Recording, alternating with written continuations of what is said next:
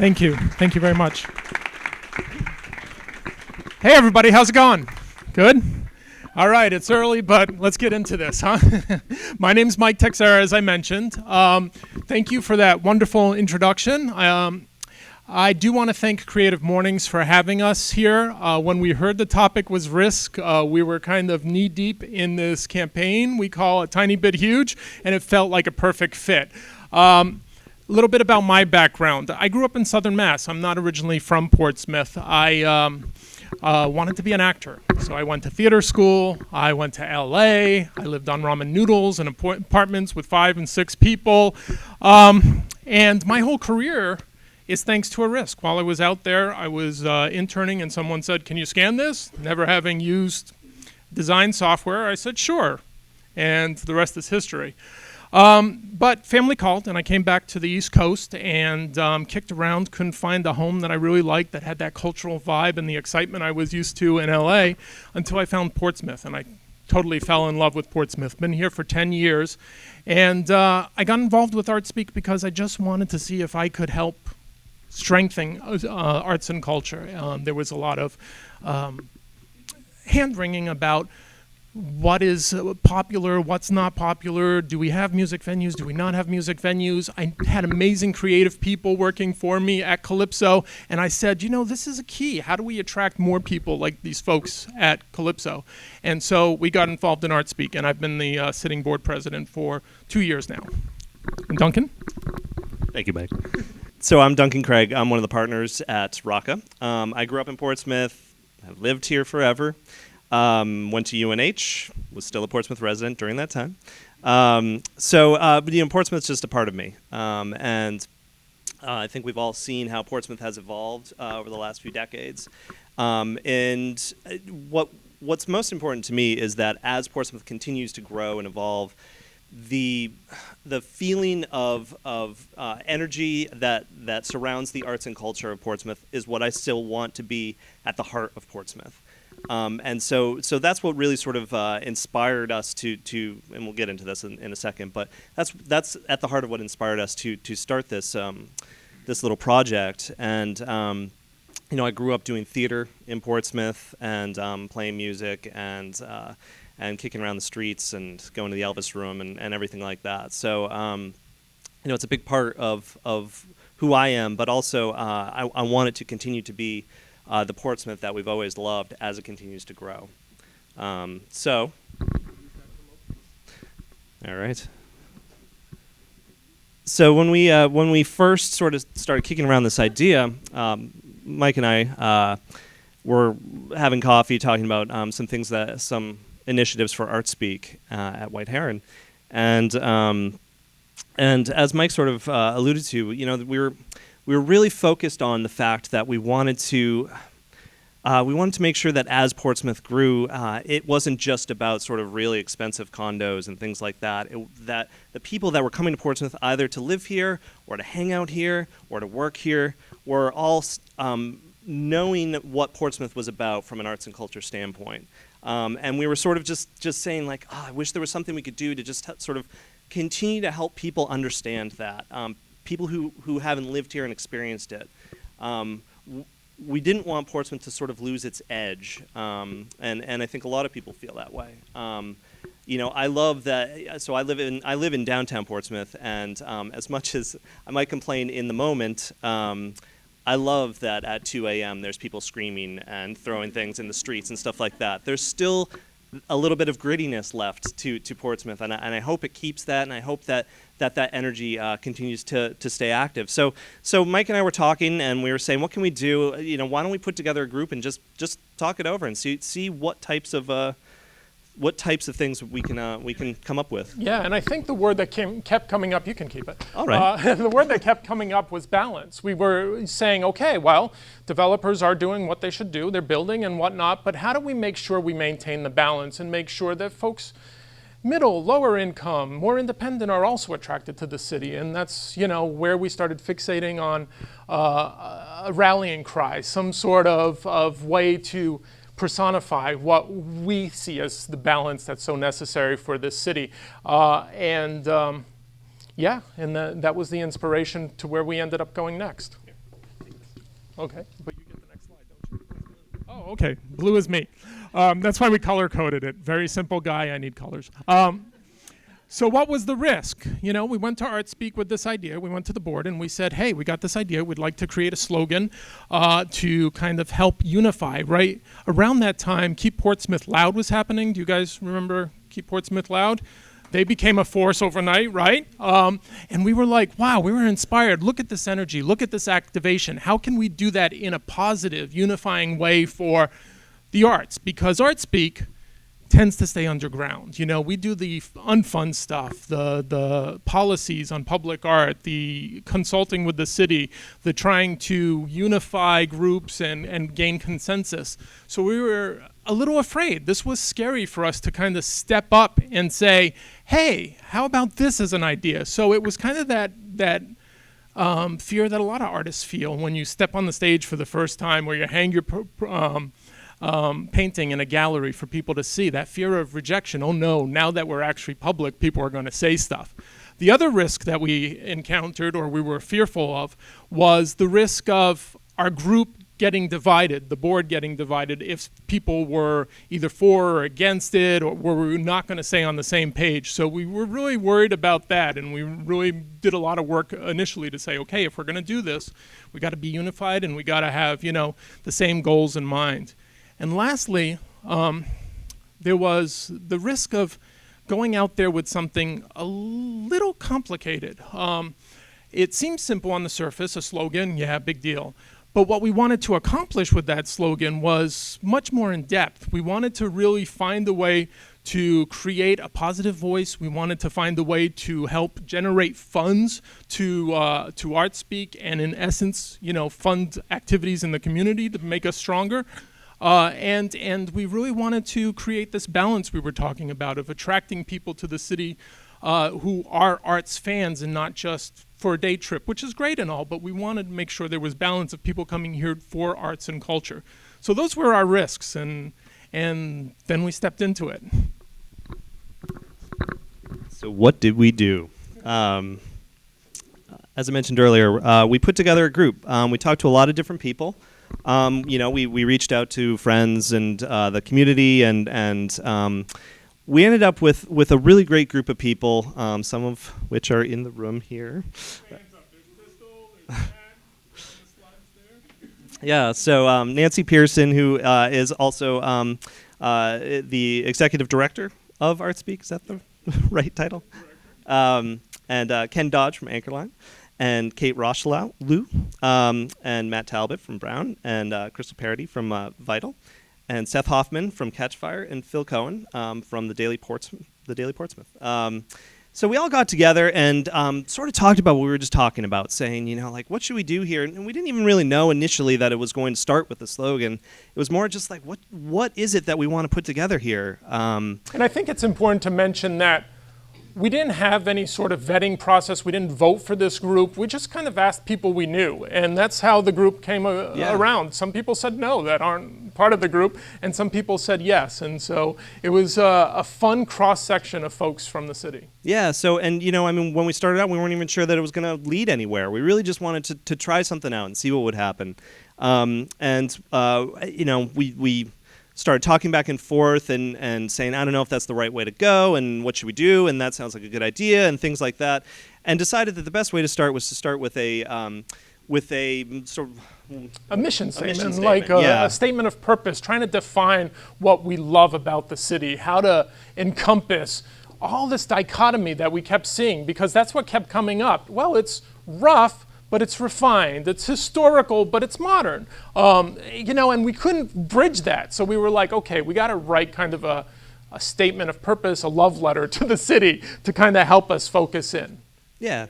So that really led to our love letter to Portsmouth. 6 months later, we worked on it for a long time. 1 hour a month. Yeah. You know that tiny spark of inspiration? That twinkle in a person's eye that ignites a work of staggering beauty? That sucks the air out of your lungs and launches you to your feet cheering. That's our city. We are timeless and traditional, creative and complex, small and explosive. The perfect blend of arts, culture, and commerce. We enjoy the simple pleasures of life while embracing the possibilities and the bold. We're Portsmouth, and yeah, we're a tiny bit huge.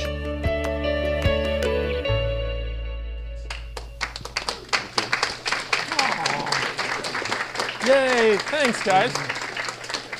But yeah, the first part of that was the mission statement. And then after that was done, then quickly after, we brainstormed slogans, and I think, I don't know who in the group proposed a tiny bit huge, but it just felt good because it's that kind of humble brag, we're a tiny bit huge.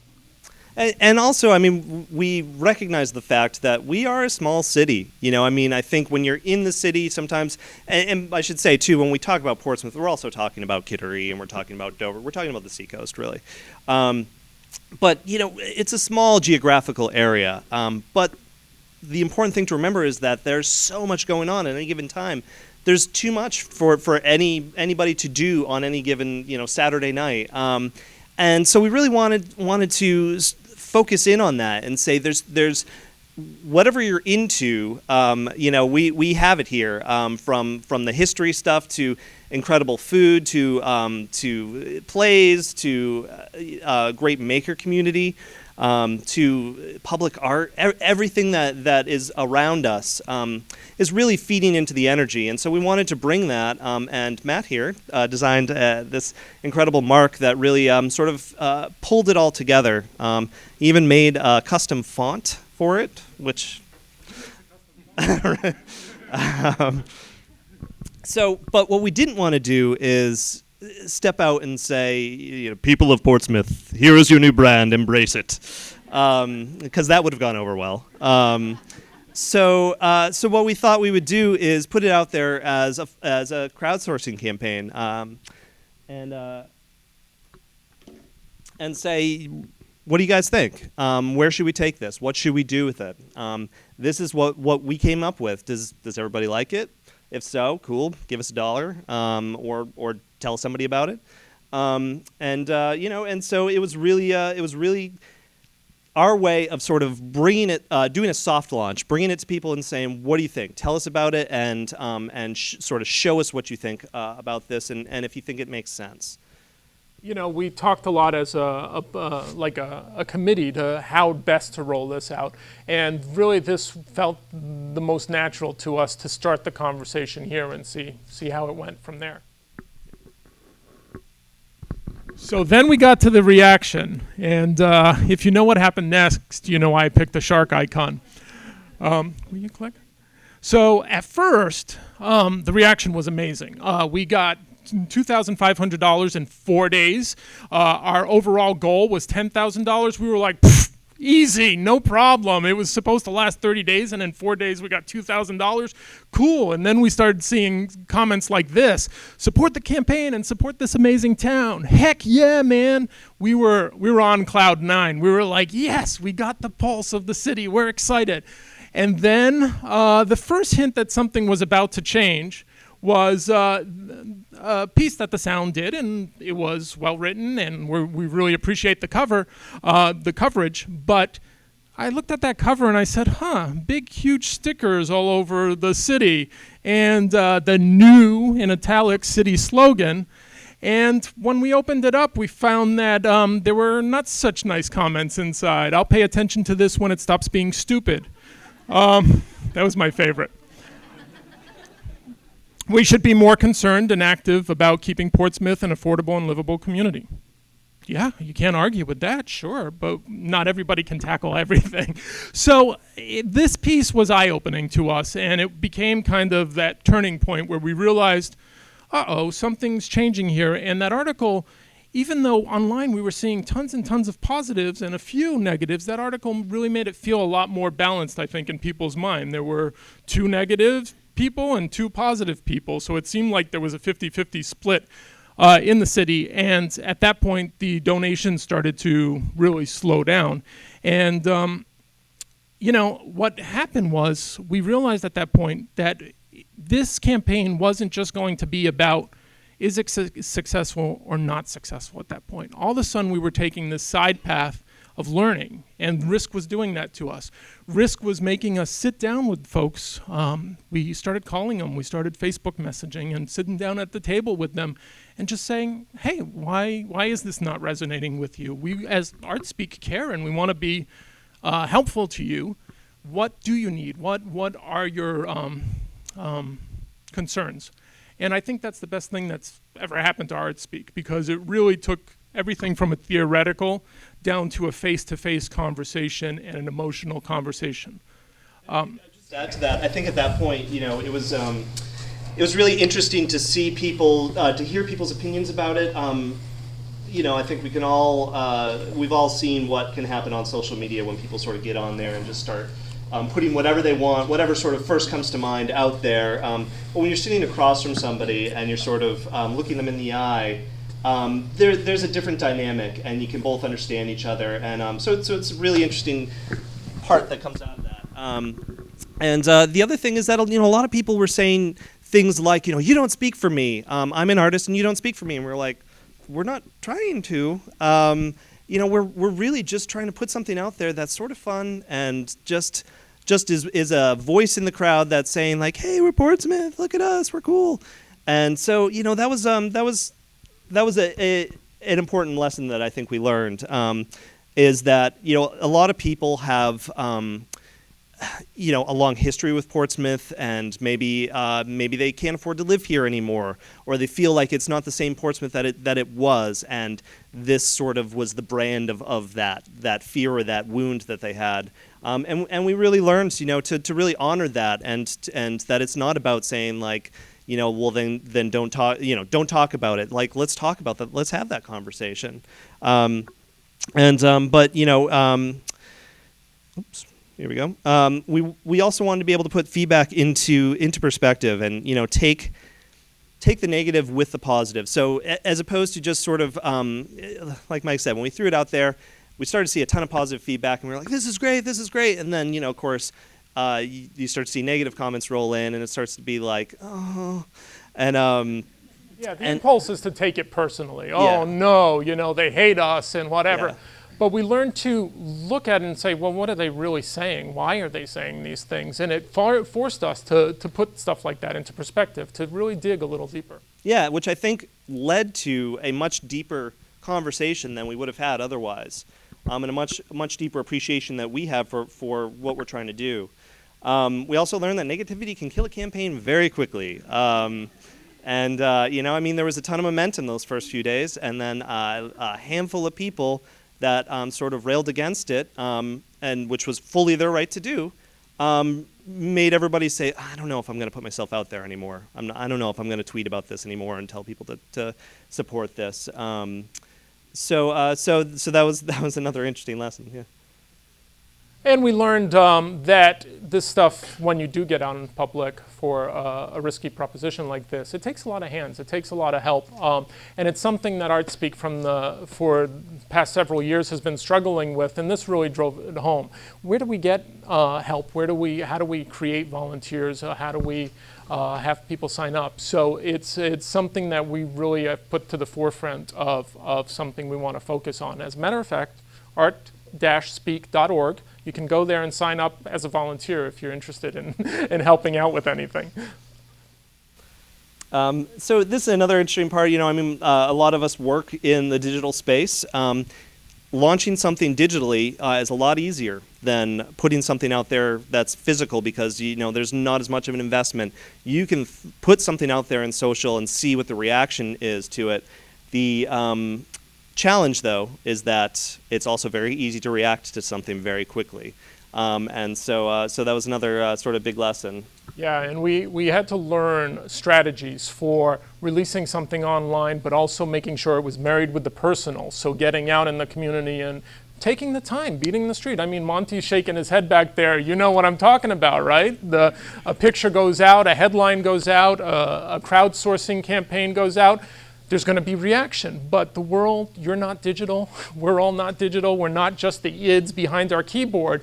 If we get out after the introduction and explain ourselves and have great conversations, it can probably be some of the most fruitful conversations we can have. And I think that balance of the digital and the real world was really a learning lesson for us. Yeah, get it out of the comments section. And so, you know, I mean, many could, but did they, is sort of a lesson or something that we talked about, which is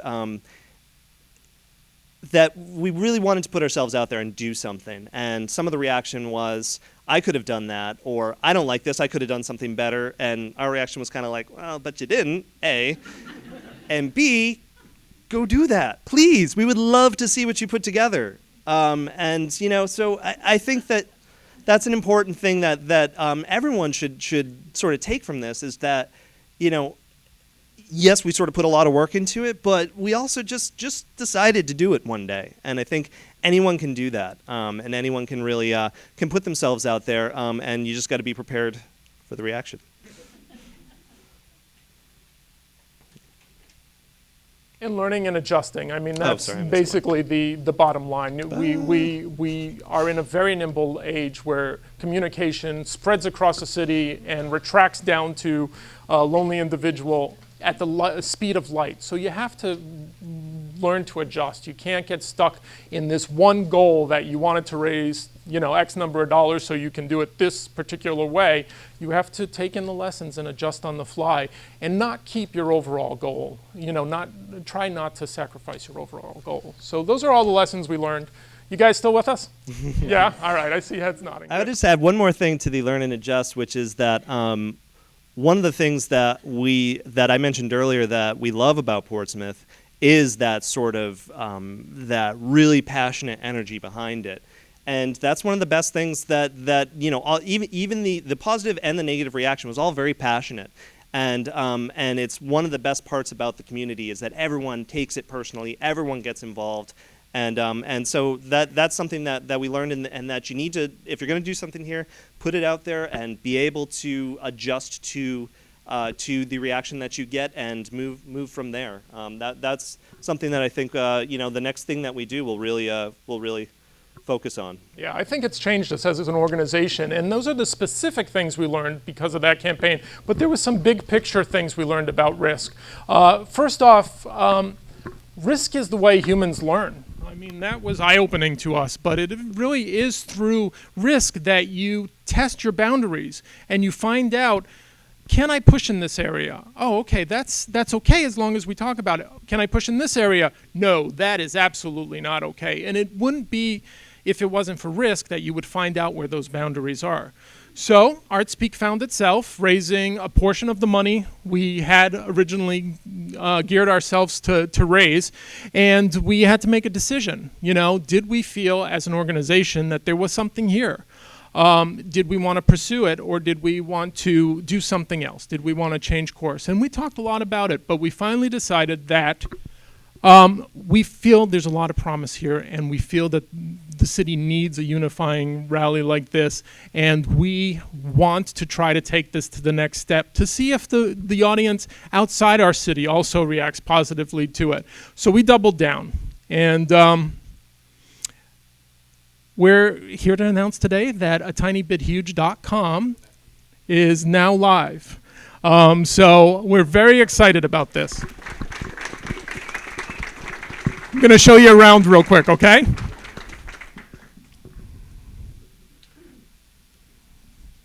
So first off, we're just going to start and explain for anybody who comes in what A Tiny Bit Huge is. And a lot of this conversation in these videos came as a direct result of sitting down with people. So we're excited that we actually have those tools now to talk to folks virtually so that we can then have those human interactions. But the main portion of this site is really, and the main focus of this site is really going to be about meeting the community. And this is what ArtSpeak is committing to. We want to, on a monthly basis, set up profiles like this so that people can actually meet these amazing folks that make up this community. And it's through all these tiny individuals that we are this big, huge, strong, powerful force called called Portsmouth. So we got Alfonso, we got Evan, we got Alyssa Duncan, we got Becky Holt, and they all have their own page. And so we're going to hope to send that out virtually and let folks see Evan's day-to-day life. A bio about each artist. A little profile video. Dan Froond is in the room. Big hand to Dan Froond. He did these amazing pieces that really give you an insight into these folks' lives. This is no cost to anybody in the community. Just we want to feature you. We want to tell your story. And then get you to interact with these people. Here's Evan's contact information. Again, half the page isn't loading.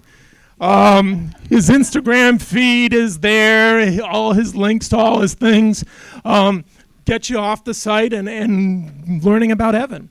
And then, of course, we're always going to ask you if you'd like to buy a mug or a t-shirt and stuff as a way to fund us and to show our community pride. The store is a big part of this, but then get you right back to meeting another community member. Whoops. Funds go directly to ArtSpeak to support this cause. We're not pocketing any of the money or anything like that. And there is a link on there to submit a community member if you feel that you know someone who should be featured, or if you can even shoot a video yourself that looks like the videos that we're showing. You can do that online, so go and check it out. We're really excited about it. There's a bunch of new items in the shop I think that you're really going to like. We're also going to announce today that Off-Pist is going to be carrying this product starting Monday. So you can go down to Off-Pist and do it in the physical space. We're really excited. They're enthusiastic about it. And it'll be really nice. As visitors come over the year to downtown, this storefront will be showing the story of A Tiny Bit Huge and getting people in and encouraged about the arts and culture community. So we're excited about that. And if you guys have ever seen a presentation by Steve Jobs, he's my role model in presentation 101. I saved the best for last. We got one more thing that I'm really super excited about. Chris Greiner from 3S, founding 3S, has decided to partner with A Tiny Bit Huge on a new series of music collections as a different way to get people to see music. The whole thing with A Tiny Bit Huge is to gather our audiences together. So with these music collections, if you like a particular band, you're going to accidentally stumble into another band. If you come to this site to see Evan, you might learn about Becky Holt. And that's the whole synergy we're trying to create here with A Tiny Bit Huge. The first record collection that comes out will be called A Tiny Bit Eclectic. And it will be executive produced by Chris, and he's got a whole slew of partners that are going to work with him just to set the tone. But here's where it gets really excited. Shortly after that, we're going to put out an open call for submissions for subsequent collections. We're going to have a tiny bit of jazz, a tiny bit of indie, a tiny bit of singer-songwriters, and Chris and his co-producers are going to curate this stuff and put them together in collections that you can download on A Tiny Bit Huge. I mean, this is the promise. We're exposing people to collections of music. We could expose people to collections of photography and get your work out there and get a broader audience for it. Chris is going to be working with some amazingly talented folks. We got Chris Claxon, Andy Wallace, Peter Squires, Jay Boucher, who's right there, Tim Fife, Jeff Palmer, and so on. So we're really excited about this, and then it just gets kind of crazy because we're like, how much do we charge? How do we put a price on the value of folks' music? We're going to let you decide. It's going to be a pay what you think you can afford kind of model, and we're going to see how that goes. So that's the exciting news, and look for that on atinybithuge.com. So that's it. We're all in. We hope you're all in.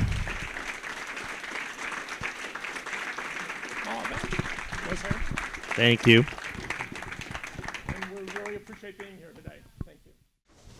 You know, getting back to the negativity aspect of it, the way that I usually react to people that react negatively to something I'm doing is, I think those voices of dissent, anytime anybody has a good idea, you'll be like, oh, who do you think you are? And it's like, so if you turn the table on them and say, well, what's your solution? Right. Just do what you want to do, and if you're not contributing, step aside and let those people who are move through. Yeah, I think that's a great point, and that's kind of in a nice way what we were saying is we're not trying to say this is it, no one else can do anything else. We were saying this is our take on it. If you have a better idea, we would legitimately love to see it. So please, go for it. And Be proud if it was inspired by something new. yeah, even if it's in reaction, to it, we would love that. Yeah. Are you going to be doing any more outreach in the community? Yeah. Okay.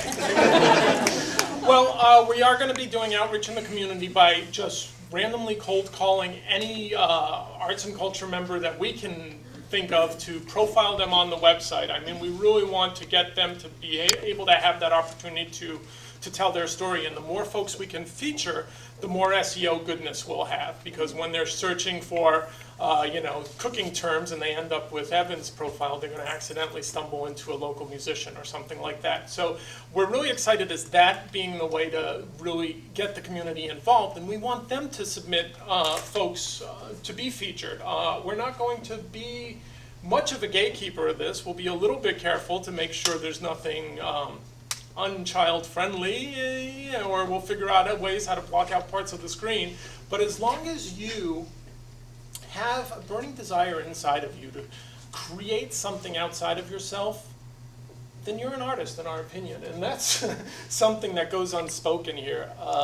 A lot of us got the comments, well, I'm a real artist, they're not a real artist, and they shouldn't be doing this because I really suffer and you don't suffer. And when we start getting into those conversations, folks, we all lose. So it's by bringing us all up that we'll all be successful. Yeah, absolutely. I would just add to that, just along the lines of the artist conversation. Mike and I are commercial artists during the day. We work for businesses in doing design. There is an art to it, but that doesn't necessarily. I understand the sort of saying like I'm pouring my heart onto a canvas and you're creating, Instagram, photos for Nike or whatever. But everybody that worked on this is an artist. We work. I mentioned earlier, I grew up doing theater, as did Mike, and we write in our spare time. We certainly have art as well. So there's and as Mike said, I think anytime anybody says like are you a card carrying member of being an artist, that's everybody loses. Yes. Are you business or nonprofit? Sure. Where are you? Yeah, ArtSpark. That's a good one too. ArtSpeak is a nonprofit, a 501c3. We were, the city 10 years ago came up with the idea of creating this blue ribbon kind of panel, and that became ArtSpeak, but we're not really part of the city. We're just a nonprofit, and all donations are tax deductible. And we're volunteer, I should mention too. So 100% volunteer, Mike and I, and as well as the rest of the board. Would you feature writers as well? Oh my God, yes. Yeah, we would love to. Because I can't function without writers. I admire the art form. How is your organization working with artists, or I should say galleries and other institutions that are not nonprofit? We have PMAC and ArtSpeak and all of those, and I know you are integrated with them, but how are you supporting the arts that are commercial, like Bowie or Gallery or Nakata? Yeah, there's, ArtSpeak itself has three key components to it. We're supposed to advocate for the arts and culture, which indirectly helps commercial and non-commercial folks by just putting a spotlight on the community. We're also supposed to help create consensus, and we've tried creating an organization called PMAC, which is, no, PACA, sorry, all these acronyms. And that, I'm not sure if you heard about it, was supposed to be any arts organization joins together, even individual artists, and we have meetings where we can discuss what the priorities of the city should be so that we can, as a focus group, kind of tackle them. That one hasn't gotten off the ground as well as we wanted to, so we're really trying to re-envision that. a little bit, but it's efforts like that we hope just kind of benefit both the commercial and non-commercial. We're trying not to be agnostic in one way or the other. We're all in the business of spreading ideas, and we should just work together. You spent some time talking about the challenges when you had your first media hit and it was a bad one. So honest answer, what happened when you saw that? Who read the article first? Who made the first phone call? And what was your first reaction? Did you just want to can the whole thing, or did you go for it? That's a good question. I don't know who read it first. Yeah, I don't know who read it first, but I remember the core being you, me, and Nancy Pearson. We were kind of on the front lines, and we said, okay, how are we going to handle this? Luckily, we had a little background working at Calypso. I'm exposed to PR, and I understand that you get people off the threads, you get them into direct conversation, and you sit down with them. So that's what we tried to do, and honestly, it was the best method ever, because, as I said, we learned a ton.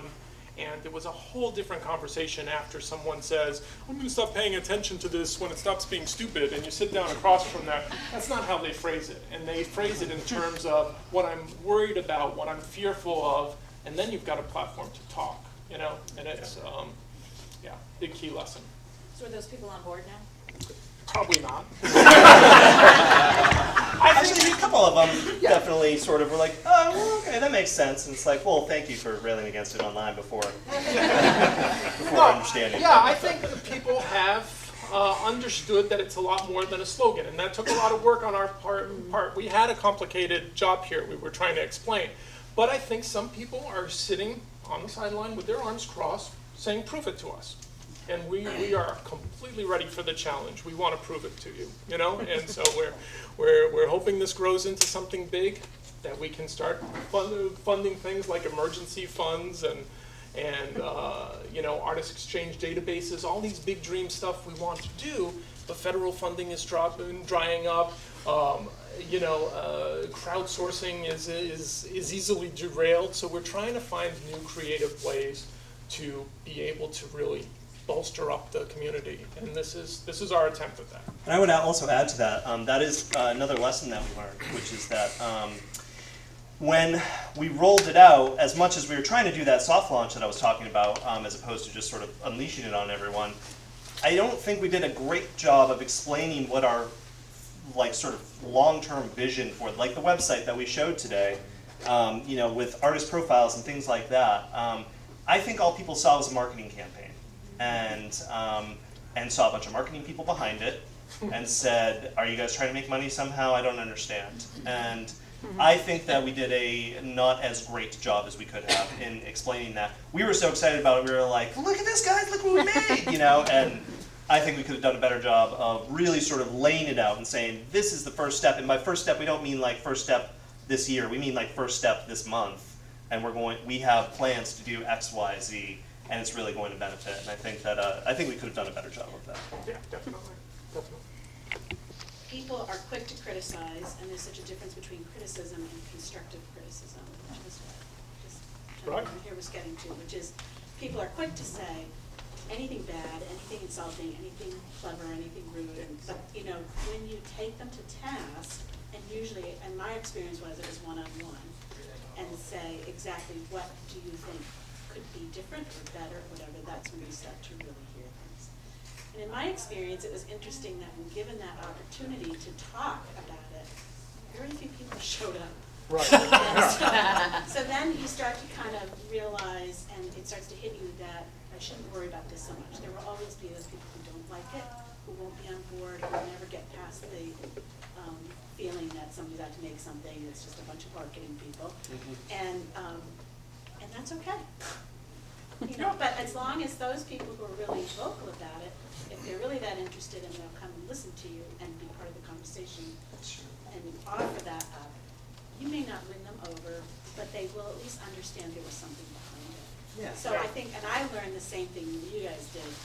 It's popping it up there and not really understanding that you have to really kind of back it up first, or start with an explanation of what you did. Yeah. Yeah. And I would add, I would love if some of the people that were initially negative toward us on it, I would love if they came to us now, seeing what we're doing, and said, I still don't really believe in what you're, or I sort of understand more what you're doing, but I don't like the way you're doing it. And if they had like, you know, what if you did spotlights in this way, or something like, if they had feedback that was constructive, we would love to hear that. Yeah. Because as much as we love praise, like, praise doesn't always lead to a better solution in the end. So the constructive criticism would be great, as long as it's not sort of just, you know, we hate you and stop being stupid. And if I could just dovetail on one last comment on what you said, is we are in a weird Wild West world right now with online communications. And as much as I'm a proponent of it and I deal in it day in and day out, our perception is getting skewed. I mean, the people who complain are, of course, the most visible, but there's a whole invisible army of people who scroll by it, went, oh, that's cool, and didn't even interact with it. And we're not there yet being able to measure positive versus negative sentiment in any real way. It's just impulsively we look and we say, oh, 4 negative comments, and now all of a sudden people are yelling. But it's the nature of where we are right now. I think we got to take it all with a grain of salt and relax. We're all good. Grain of salt, I like that. Yeah. Thank you guys so much.